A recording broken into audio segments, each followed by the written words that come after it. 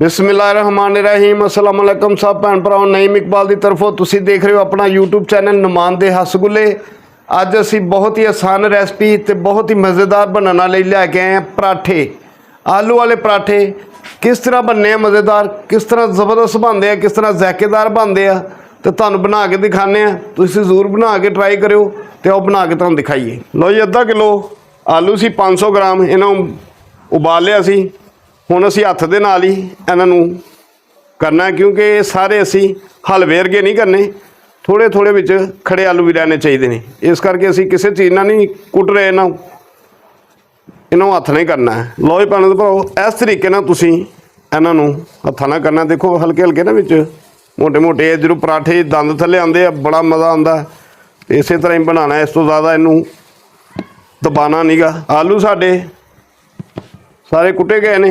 हुण असीं किहड़े मसाले पाने आ, किन्ने किन्ने पाने वो भी तुहानूं दस्सने ते किस तरीके नाल पैने।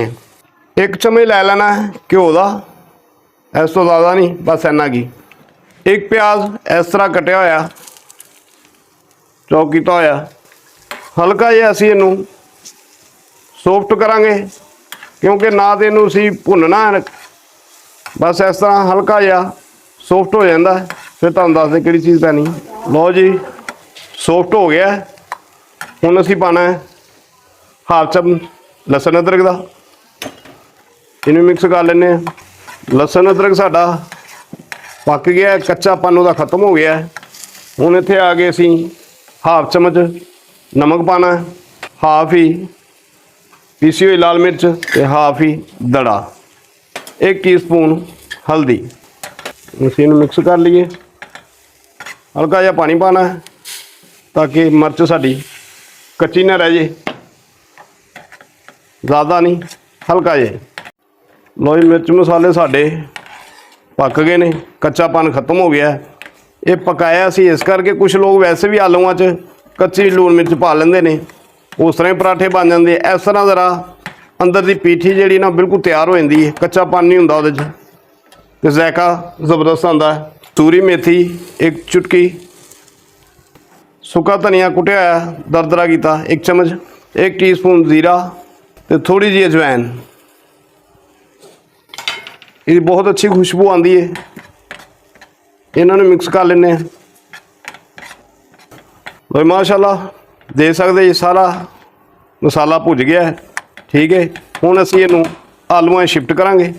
माशाल्लाह बहुत ही अच्छी खुशबू आ रही। हुण असीं ये सारा जिहड़ा मसाला भुनिया सी ये आलूआं दे विच शिफ्ट कर देंगे। लो जी नाज़रीन एक असीं अंडा लिया है, यह भी ज़रूर इस्तेमाल करो, बहुत ही मज़ेदार बनेगा पराठिਆਂ ਦਾ ज़ायका। इनू असीं बिल्ली कश कर लाँगे इस तरीके नाल। आंडे तो बाद 4 ਤੋਂ 5 मिर्चां सबज तो सबज धनिया बरीक बरीक कटिया होया है इस तरीके नाल। सुभान अल्लाह देखो कैसा खूबसूरत कलर आ रहा है। इनू असीं हुण मिक्स करांगे हत्थ दे नाल ताकि हर चीज़ अच्छी तरह मिक्स हो जाए। बिस्मिल्लाहिर्रहमानिर्रहीम मिक्स ही कर लिया। इत्थे आके तुसी इहदी लूण मिर्च भी चैक कर सकते जी, कमी पेशी इहदी कर सकते जी। साडा बिल्कुल तैयार है, चैक कर लिया बिल्कुल परफेक्ट है। हुण असी आटे की तैयारी करने। माशाल्लाह असी हुण पेड़े तैयार कर लिए। आटा असी पहले गुन लिया सी क्योंकि आटा तो हर घर च हर बंदा ही गुन लैंदा है, बहुत आसान है। इस करके असी टाइम ज़्यादा लगना ही आटा पहले गुन लिया। कुछ भैन भरा एक पेड़े च पीठी ला तैयार कर लेंगे, पर असी बनावांगे 2 पेड़ियां च। यह तली थल्ले घुमानी है। यह देखो माशाल्लाह यह पेड़ा तैयार है। लो जी इस तरीके नाल तुसीं बनाई जाने। एक साइज़ दे पराठा तुसीं वड्डा बनाना वड्डे पेड़े कर लो। लो जी यह देखो माशाल्लाह इस तरह ही तुहानूं असीं बना के दिखा रहे हैं। ज़्यादा वड्डा होवे इस तरह लाओ। यह देखो इस तरीके नाल जिहड़ा पहले पेड़ा तुसीं तैयार कीता ना उन्होंने चुकना है। यह देखो हल्का जिहा खुशका लगा के बेलन नाल ऐसा टिक्की तैयार कर लैनी। इन्नी कि तुसीं टिक्की तैयार कर लैनी। इस तरह ही दूसरी भी तैयार कर लीए। माशाल्लाह दूसरी टिक्की भी इस तरह तैयार करनी है। हुण असीं इहदे च लगानी जिहड़ी आलूआं की पीठी तैयार की है। बिस्मिल्लाहिर्रहमानिर्रहीम सारी रोटी ते तुसी इनू लगा लेना इस तरीके नाल।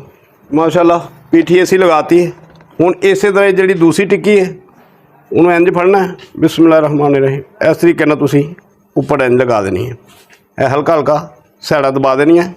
यह देखो हुण फिर बेलन नाल दोबारा बेल लेने तो तुहानूं दिखाने।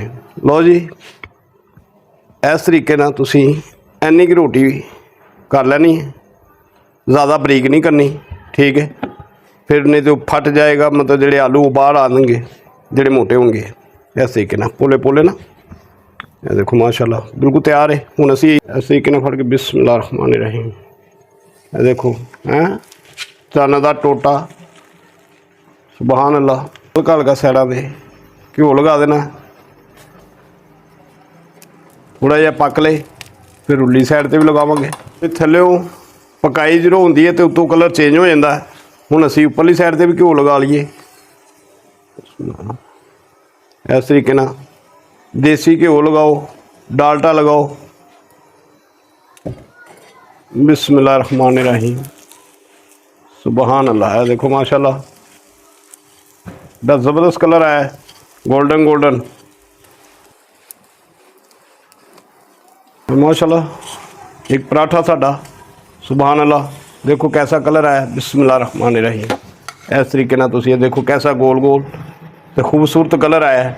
इस तरह ही असी एक दो होर तुहानूं बना के दिखाने।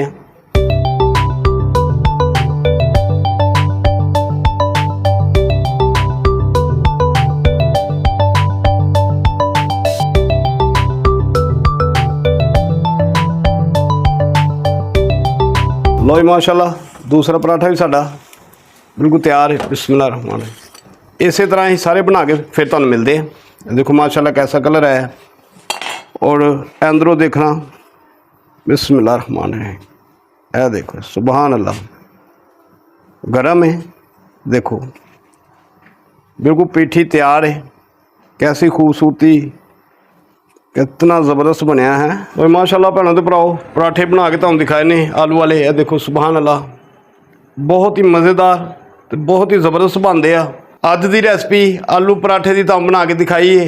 अगर तुहानूं अच्छी लगी इनू लाइक करना, शेयर करना, कमेंट करना, सबसक्राइब करना तो वीडियो नूं पूरा देखा करो, बैल भी दबा दिया करो, यारां दोस्तां रिश्तेदारां शेयर करिया करो। अगे नवी रेसिपी लैके फिर हाज़र होवांगे। उन्नी देर तक अल्लाह हाफिज़।